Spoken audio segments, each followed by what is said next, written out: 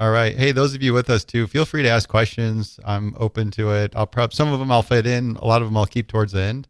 Uh, with that, welcome to M&A Science Live, where leading M&A practitioners share lessons learned from their experience. If you're interested in keeping up with the latest from M&A Science, visit mascience.com and subscribe to our free newsletter.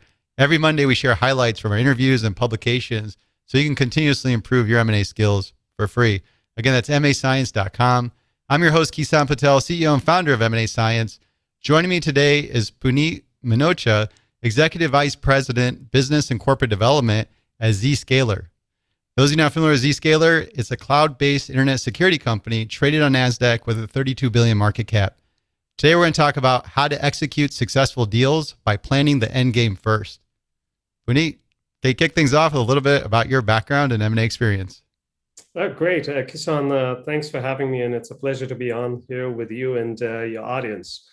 My background is perhaps no different than perhaps a lot of other people that you may have met. I'm an immigrant. I came here from India, did my education here in engineering, ended up at a large Intel, large tech company. Realized very quickly that I preferred being on the business side, and went back to school, got my MBA, and ever since have been doing biz dev and corp dev in various capacities in smaller organizations, in larger ones, and now have been with Zscaler for about 9 years. Hey, the American dream. You landed That's right, in corporate indeed. M&A. Hey, let's jump into it. How do you engineer deals for success? Yeah, I tell people there's a little of art, there's a mix of art and science here, in that certainly there's a construct that you want to follow that's perhaps a little more cookie cutter, where you're looking at financials, where you're looking at numbers, you're looking at valuations. But there's an aspect of art to it as well, where you have to pay attention to the end state, is what I call it. And the way I think of it is, what is acquiring a company, getting a deal done is not trivial, but it, in my opinion, is the easier part of the transaction. The more difficult part is, digesting the company, making sure there's a cultural fit, making sure there's alignment, and having a point of view in what that might look like end state-wise, 12 to 18 months out. And if you have a decent idea about that, that really helps, because I think you've been doing this a long enough time to know that 8 out of 10 acquisitions actually end up failing. And so when I think of deals, we look at it from the standpoint of how can we give it the best chance to succeed? And the way we think about it is making sure that we give enough thought to what this could look like 12 to 18 months out. Hey, so I want to unpack where deals fail, value gets lost, because it comes up in conversations a lot. Sure. And from doing these interviews, essentially, I concluded that if you do integration and people get frustrated and you end up with blowups and people leave the company, they leave with a lot of value with them. And that's essentially where value gets leaked. But right. I'd love to hear from your perspective where that area or other areas value tends to get leaked if things go wrong in that post-close stage. I think value, you touch on something very important. There's two places, in my opinion, where you can end up losing value. One is the people and the knowledge and the know-how that they bring. And if they end up leaving, that's one area where you end up losing value. The other is if it's a company that's actually on a pretty good trajectory business-wise, and you bring them in the hope that you're actually going to accelerate that, but you muck it up, right? And so in doing so, you actually end up losing value. So that's the piece where you have to give enough attention to the size of the acquiring company as well as the target, right? I think that has a very important role to play. Let me spell that out a little more. If you are a relatively young organization and you're looking to buy another company, then it is more important to pay attention to, overall culture, making sure you do not disrupt what you already have going, right? Because if you're trying to digest a company of a similar size, you might have two conflicting organizational styles, processes, and so on. And so it can be very disruptive. On the other hand, if it is a much larger organization and you're doing smaller deals, it's not that big a risk, and you can easily do tuck-ins. The art to this becomes, if it's a decent target acquisition, you want to at the same time allow them enough freedom to keep growing and not encumber them with all sorts of processes of a larger organization that might come with. And so that's the reason why I say, there's art and science, because there's no real cookie cutter formula, a company of this size, this is what we do, and so on and so forth. I like the way you phrase it, because it's not just people leaving, but it's also execution that could go wrong. That's exactly right. The way you described it sounds like it's not just the strategy. It's more elements within that, how you execute it, the way that people are culturally aligned around their goals, and how they're going to end up working together. Very much the case. And so that's the reason why when we work on deals, we always first make sure, a lot of, in this deal climate, things are rather competitive. And so our job is not only to obviously convince targets, that ZScaler or any other company for that matter is a good home for them, but then also build alignment internally, because we want to make sure that everyone is marching in the same direction to reduce that execution risk that you just touched on. Got it. Well, let's go back to planning the end game first and leading with it. Can you give me an example of what that looks like? Yeah, I mean, I think that'll manifest in various ways. Usually, you want to think about, the size of the company. What is the current culture, the products that they have, the business that they are in. Is this something that is better executed on standalone, or as part of the overall bigger organization?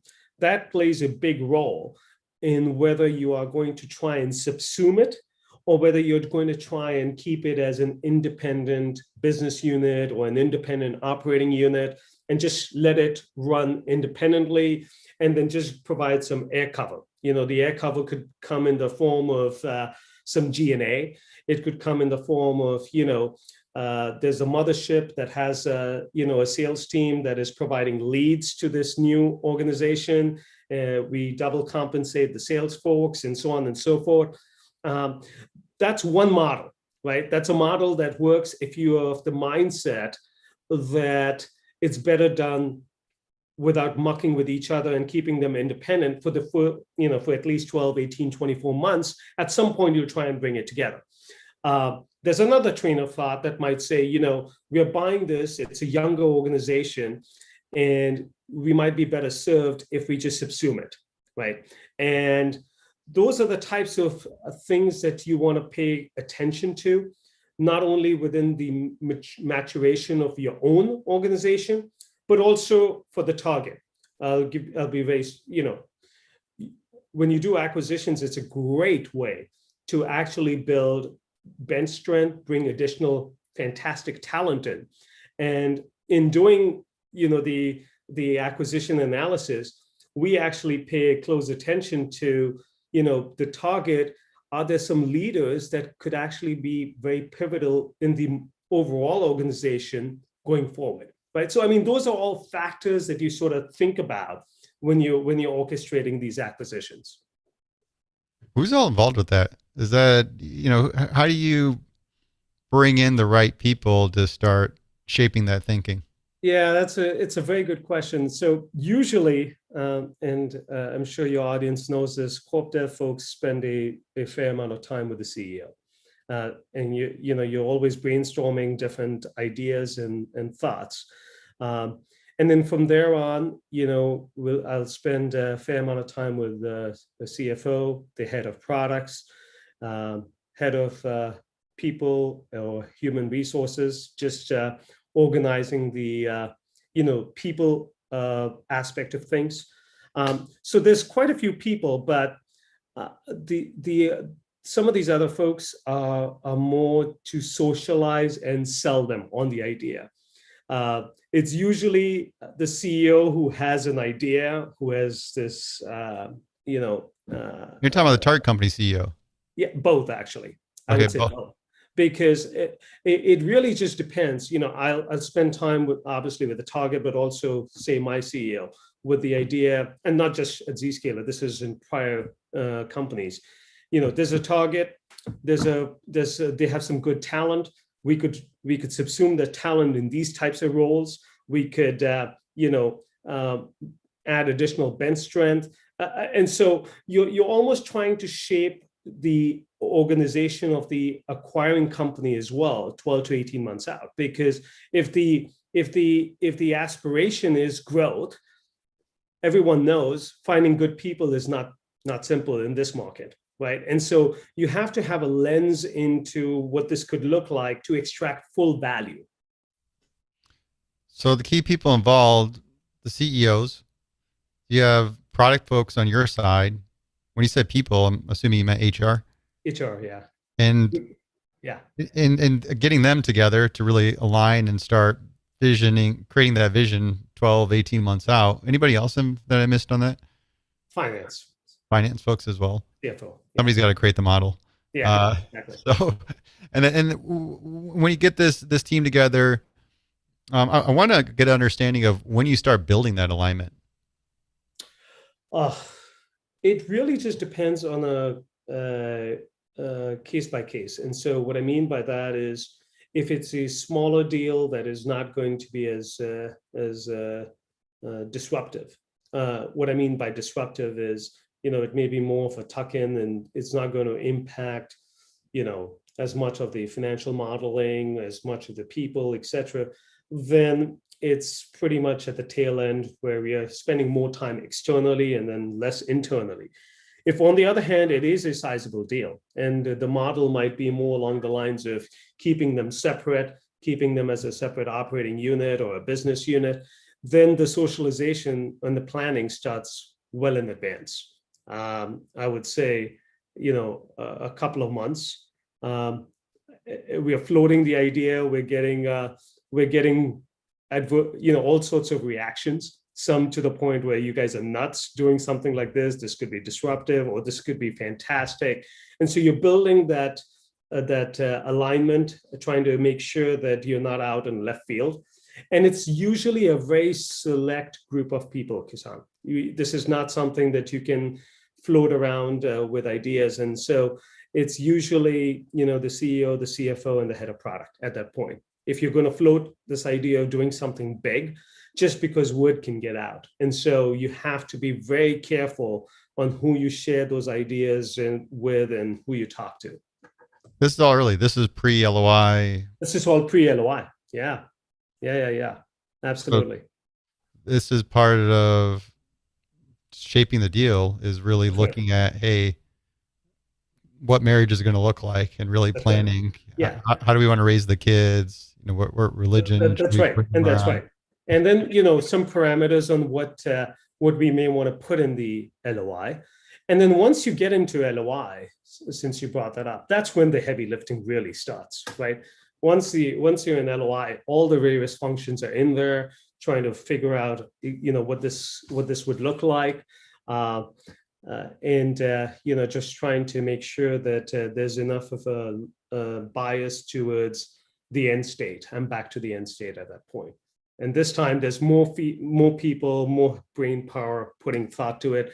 Obviously, there's a lot of things that are not covered early on. And so that is all bubbled up.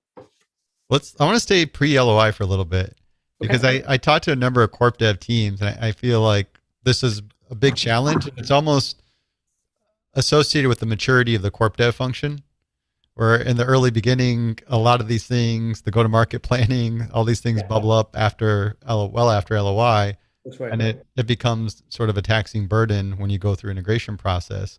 So I'd like to understand, I don't know if you can just make up an example. You know, you don't have to like use a real one, but almost like walk me through a timeline of what that engagement looks like. You know, here's this conversation we're having. This is maybe an original idea that's shaped from you having the initial outreach and how you bring people in and really start bringing those considerations in. Yeah. All right. I'm trying to shape this in a way that is going to be meaningful for your listeners as well. You know, let me think of an example. Here's one. You know, we have a target in mind. It is something that has been brought up in the past by, you know, a handful of our product teams. You know, usually either someone from my team or myself will end up meeting the target, you know, build some conviction. And then at that point, you know, the meetings that are had internally are usually with the CEO, the head of product, and the CFO. To some extent, that's where we leave it. We then start work on what an LOI can look like. We might get a handful more people involved on the finance and product side, just to you know, make sure that we are thinking of things the right way, as well as in some instances, you know, the sales leadership. You know, just what could this look like going forward? So it just really depends on the size of the deal. But what I would say is the way to think about it is early on, pre-LOI, the type of talk that my team will have with other folks internally is, hypothetically, if you were to go and do a deal like this, you know, what are some of the important things to consider? That's the way we try and architect things, because we don't want, you know, word getting out. Confidentiality matters a whole lot. And then at the same time, we don't want people getting emotional internally, that is. Hey, I really wanted that deal and you didn't get it done, right? Because, hey, there's a pretty good chance, you know, it's a pretty, shall I say, competitive climate out there, right? So what I'm saying is our job is in a way tricky, because you're trying to make a deal happen. You're trying to make sure it succeeds, but at the same time, you want to keep expectations in check on both sides. Right, right. You don't want to be misleading in any way. That's right. When you mentioned there's a variance depending on the size of the deal, can you give me an idea of what type of variance that would be in some of this sort of shaping between like the small tuck-in versus equal? You know, I would say, regardless of the size of the company, you know, if the target is anywhere less than 20, 25, 30% of the overall business, I would, you know, I'm just making growth statements here, but in general, you can sort of get away with just trying to tuck in the organization. If on the other hand, it is a far more material, then you want to try and keep it separate. But the 20-30% is somewhat arbitrary. It actually really just depends on the size of the business. So the more meaningful metric, I would suggest you actually, the percentage part is perhaps not as relevant. I would say anything, you know, once you cross 50, 70, $100 million of business, and it's growing, you know, well over 50, 60, 70%. If it's a younger organization, it should be, you know, it should have that trajectory. Then it actually almost behooves you to try and keep that separate, because they have a good thing going, right? And you don't want, if anything, you want to try and amplify that. If on the other hand, you're picking up something that is sub 50, you know, sub 30, in that range, it's easy to digest and just say, you know, we're going to lump it in. We're going to use the mothership to actually amplify it. But that's sort of how we think of it. And there's no right or wrong answer here. And that's why it's very dependent on the acquiring company's size, scale, maturation. So there's no right or wrong answer here. It's just generally you want to feel things out in the overall you know, corpus that exists within the target. and what's best to try and amplify it. That's really great, helpful examples. So now I want to switch it up a little bit. I want to get out of your corp dev head, and I want to get into the head of that target company CEO. And I want you to walk me through that mindset, because you've had those conversations enough, and I'm sure at this your level experience, you probably put some time to get that thinking down. What's going through their head? The obvious stuff is, what's my role going to be post close? What's that going to look like? How's this company going to impact us? Is it going to impact my people, and so forth? But can you talk a little bit about that? And after that, let's talk about how do you get that thinking around the end state, or what that looks like from that CEO's perspective. Yeah, of course. So, this is not just related to the CEO, but, any professional for that matter. There's a few things that matter to any professional. It's usually, progress that they're making, personal growth. It's the people that they're around, is that a fun place to be around? And finally, personal compensation. Are they being well taken care of? And this is not just to a target CEO. This is, people in general. That's sort of how they, I'm of the opinion that, if these three pieces are taken care of, whether they're being well compensated, they're continuing to grow professionally, and they're surrounded by people they enjoy working with, not a whole lot of politics, culture, they usually will not look to leave your organization, right? And so I use that same mindset, when I'm talking to the target company. It's my way of trying to get in their shoes and say, you know what, you have the potential to grow. We sell them on the culture. We believe in what we have, and I certainly amplify the attributes of that. And then there's the personal compensation piece of it, right? So it's usually a package that we try and sell, not just the CEO, but then the key employees that we might want to be bringing in to the organization. And so that's usually where we start, and then of course we get into the details. What are the key things, again, pre-LOI, that pop up to start getting that CEO thinking around what's going to happen? What are these key considerations? And is that just, I feel this company is being really transparent with the good and bad, or is this part of painting the grand picture and getting them courted? It's a bit of both, right? And so you're going to do a fair amount of selling. You're also trying to understand their past track record. So if you're dealing with a CEO that has a track record of, being a serial entrepreneur and, running company after company, and then, having good exits, it's important to have the awareness and the realization that that might be in his or her DNA, right? And the idea of trying to find a good role for them, 18, 24 months out might not be the best of assumptions, right? There's some people who just prefer to, keep building new companies. And so that does play a factor in how we orient things. And we are transparent about it too, by the way. I'm of the opinion that some of these discussions are best had rather openly. It actually relieves the target CEO sometimes, believe it or not. If I was to tell them, what if we had a framework that allowed you to be part of ZScaler or any other company for 24 months, and after that you decide, right? That suddenly gets them far more comfortable versus something that's 48 months or so on and so forth, right?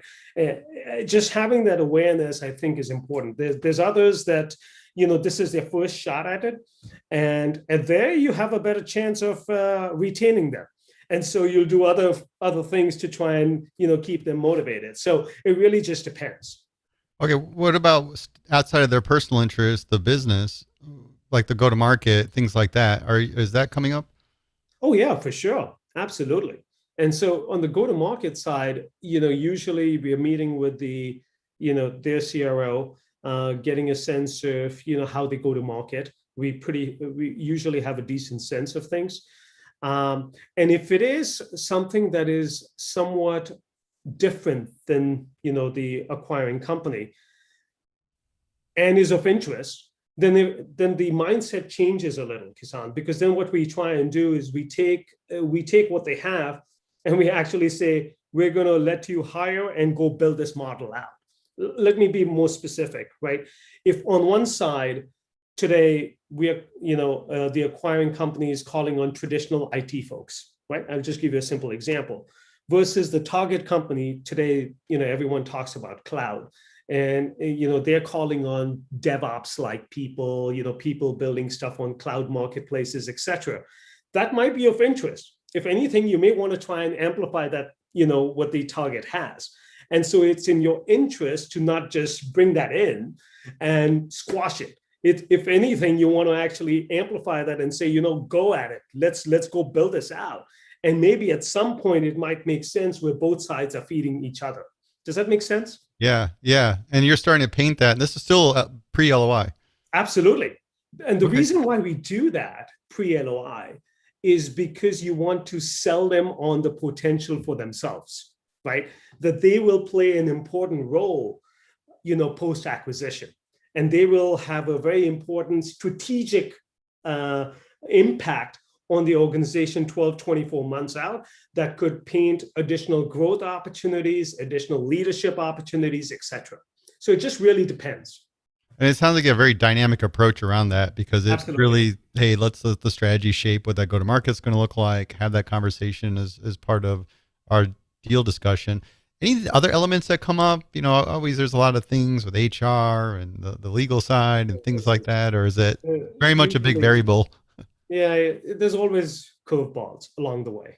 I mean, historically, I don't think I've ever come across a deal that was just smooth sailing, right? There's always something that comes up and you just work around it. I mean, these days, people, the deal climate is such that the instruments that are available to us, I'm amazed. I mean, whether it's, insurance, whether it's all sorts of different things that are available that perhaps were not 5-6 years ago, that allow us to do deals, but at the same time, manage the risk, and at the same time be comfortable in this competitive climate. How about anything particular around about that shaping the end state that comes up earlier? That, hey, here's sort of a view from the HR side or anything like that? Yeah, usually the HR side is all around, titles and experience and, who's reporting to who. But that's more after LOI, or is that? It can come up sometimes in pre-LOI, but that's usually post-LOI. You're right. Pre-LOI, the HR aspects usually are not bubbling up, or at least I try not. To be perfectly transparent, I'm trying to get an LOI done. And so I take it upon myself to, cover the big points as much as we can without, trying to get into the details just yet, because our goal is to get them into an LOI and then, actually consummate the deal. So it sounds like main emphasis is the obvious stuff about here's the general deal terms, but then go to market and what's a vision of working together is going to look like. Yeah. And product, by the way, right? So there's two aspects, the go-to-market and certainly product. Absolutely. And then product, with the go-to-market, you mentioned the CRO involved with that. Who would you want to get feedback around when it comes to product? It's usually our head of products. So you have their head of product and your head of product get together and say, hey, head of engineering, whatever the case might be. Yeah. We'll get along. Our tech stacks look good. Our tech stacks are not good. Right. Those type of things. Yeah. Yeah. And there's people do get emotional. I want to talk about well, obviously you sign the LOI and then you really start weighing in on things. Can you maybe give me a little bit of that? Then we can get into how you start thinking about integration planning. Yeah. So once we are into LOI, we usually will kick off various work streams, right? So there'll be a product work stream, there'll be a HR work stream, there'll be an IT work stream, a legal work stream, finance work stream, you name it, right? And so with all these various work streams, we'll have leaders on both sides. right? And what they are trying to do is make sure that they go through, we'll usually have checklists of sorts, make sure you understand any and all of this, what this looks like. And, depending on the time frame, we could be meeting 2 or 3 times a week, where we're having readouts, right, from both sides. And that's usually how we're trying to bring, bubble up issues and then solve for them, and try and bring this to a definitive agreement. Got it. So pretty typical of running through a diligence process. Now Yeah. we want to get into the good part of, obviously we talked about integration, making sure that goes well. What does integration planning look like for you? Oh boy, that is there's a fair amount of thought put into that. What I usually tell people is, you certainly are inheriting a company, so you have their P&L. But what you want to do is take that P&L and in fact take it into the acquiring company's format, but then also try and amplify it in the sense that adjust for it. The adjustments could be, you're going to perhaps reduce some G&A as an example, but then there could be adjustments in the form of increasing product investments, increasing go-to-market investments, and so on and so forth. And so making sure that you do that integration planning with an operating plan early on is certainly something that I do suggest and advise. And it does 2 things.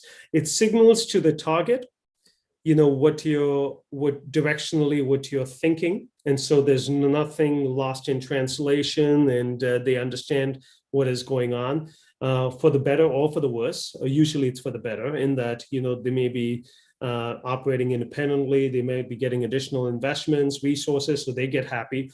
But then more importantly, internally, your finance people, your IT people, the other organizations within the company also understand that, this is the new operating plan that we're going to work towards. And this is going to require additional investments, and everyone is on board. So it serves a dual purpose, internally as well as externally. Are you doing earnouts?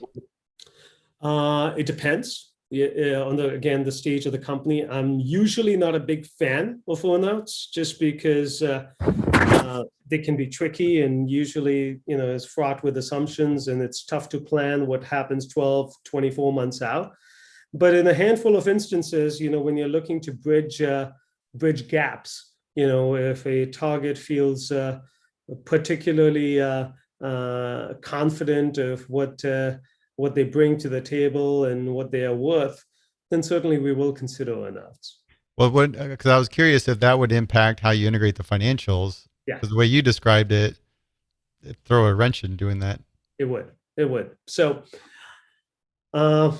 again, there's nothing black or white. It just really depends on a case-by-case deal. I mean, in the last couple of years, we have done deals with earnouts. They've worked out well. We have done deals without earnouts, and they've worked out well. So it just really depends on a case-by-case basis. Got it. So some of that financial integration may be postponed if you have an earnout in place and you need to track that company's independent performance. That's right. But even then, the earnout, the financial piece to the earnout could still is still applicable. And let me be more transparent. Let's just say, the target wanted a valuation, wanted a deal of 100, and we were prepared for 75. I'm just throwing out numbers, right? So there's a gap of 25, and the 25 million gap is primarily because they believe that the coming 12 months they'll do, I don't know, $10 million worth of sales, and I'm saying they'll do 5, right? So there's a delta of 5, and I say, well, neither here nor there. Let's see what you can do. Try and get to 15, and then we'll see where that goes. And so we build an earnout. The target might say, to get to that 10 or 15, I need additional heads in product and in go-to-market. We will fund that, right? Most growing companies will say, you know what, it is worth making those investments for that different growth trajectory. I mean, the market today, this, rewards growth, and growth within the reasonable limits. but certainly we will make those investments. And so the point I'm making is, even with earnouts, there may still be an aspect of financial planning, where you are making some investments because you believe in the direction, and you believe, well, if that's if there's a deal to be had that can help bridge this. It's easy to go sell internally saying, the growth is going to be X, and in the outgoing fiscal years, that's going to look 2X, 3X, 4X if you make those investments now. Great example. And I think to your point, a lot of variances in that and how you put it together and what come out of it. We talked about finance. When it comes to integration planning, what's the next most important function or area to think about? Besides finance, I would say, obviously, it's the people, and the people side, just making sure that they find roles that they are able to continue to grow in professionally. And at the same time, not feel encumbered as part of being a larger organization, right? And, usually what you're trying to do is make sure that they have enough of a foundational help to keep growing and running, but not encumber them with overhead, is perhaps the best way to describe it. And so the people aspect becomes particularly important, just because they should be comfortable with who they're reporting to, feel that they're going to grow. Any and all of that is extremely important.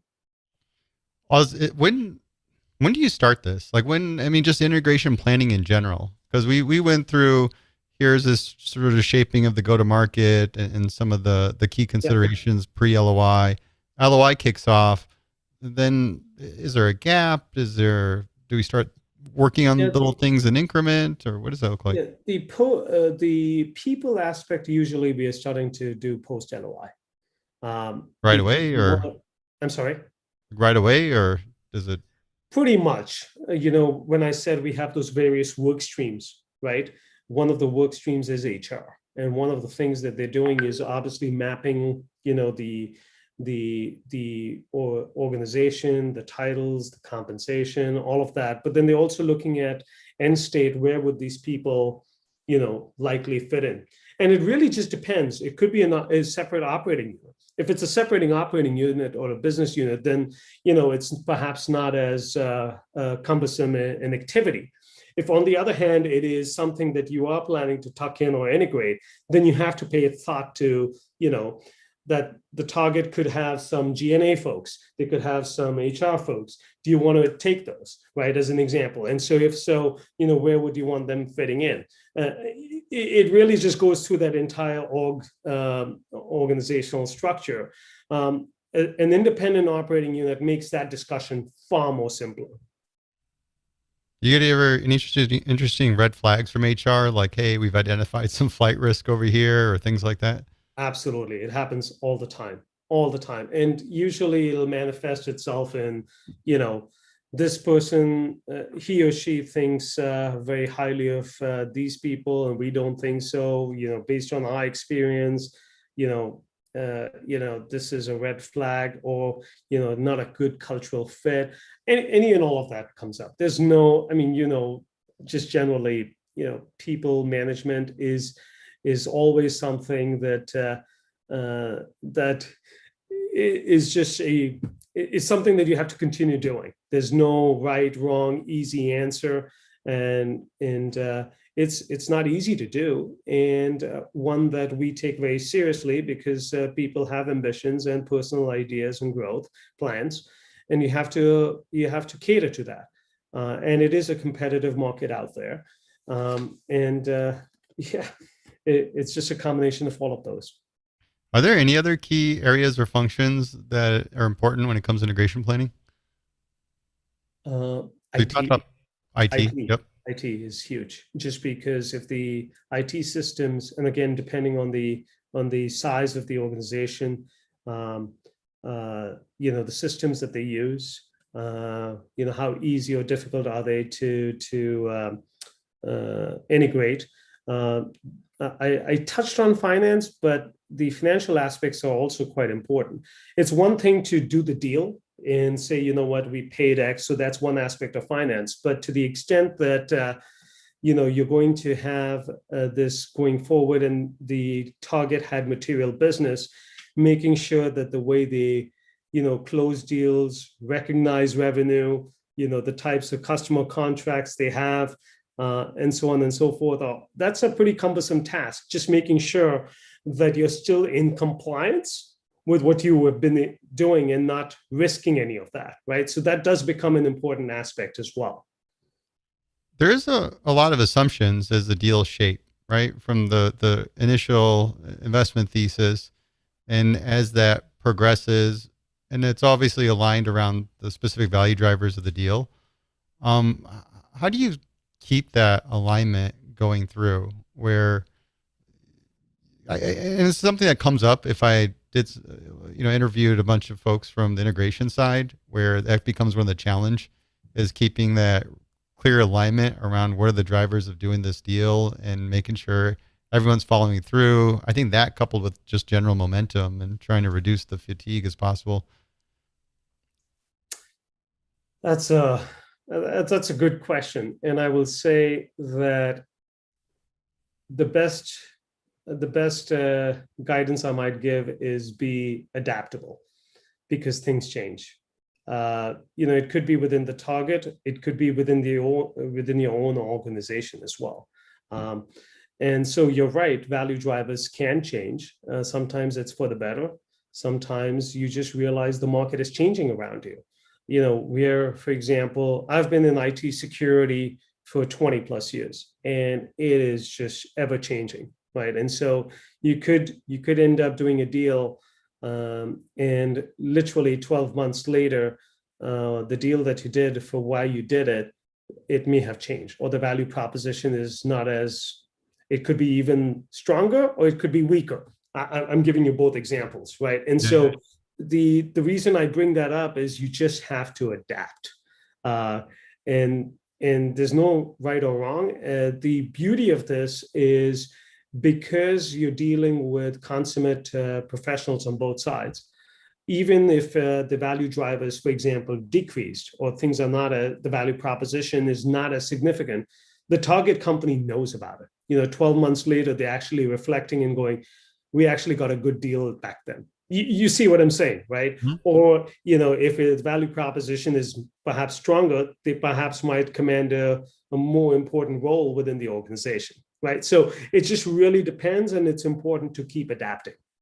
Do you ever have it where you do a deal and the CEO of the company you're acquiring is just losing that motivation and excitement? And oh yeah, absolutely. What do you do? What do you do when they're not feeling comfortable with everything? It's very difficult, actually. I mean, to be honest, we've had that happen in the past where there was fatigue, and the CEO just wanted an exit. And I will say this: that's the one thing that has made it somewhat, and I'm specifically talking of smaller deals. When you're dealing with larger organizations, you have professional CEOs and a professional leadership team, and so it becomes a little easier.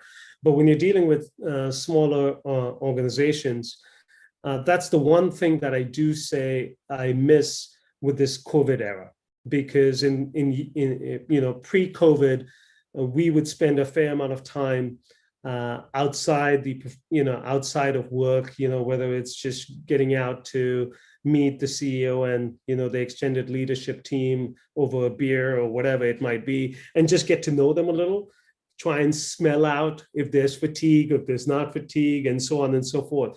We lose some of that now in this COVID environment where it's all Zoom sessions, and you miss out on some of the other side aspects that are actually quite important. I know we covered on some of this stuff, but I wanted to ask, how do you map out the process over to the end state? Map out the process. Can you elaborate on that? What do you mean by that? I want to be sure I answer the question. Your overall deal process, when we talked about keeping this sort of end state in mind, but when you're going through diligence and integration planning, how do you sort of keep that continuously mapped out to the end state. Yeah, there's really not a formal, reiteration or recursive loop that we take per se. Perhaps we should consider that. Uh, the best way perhaps to describe it is, we have a thesis in mind, and during the integration planning, we are always going back and testing that. The original assumptions that we had, do they still hold true? And if they don't, then usually it's again, because we're in post LOI, I will usually do a internal meeting with, our CEO, our finance, our head of products, etc.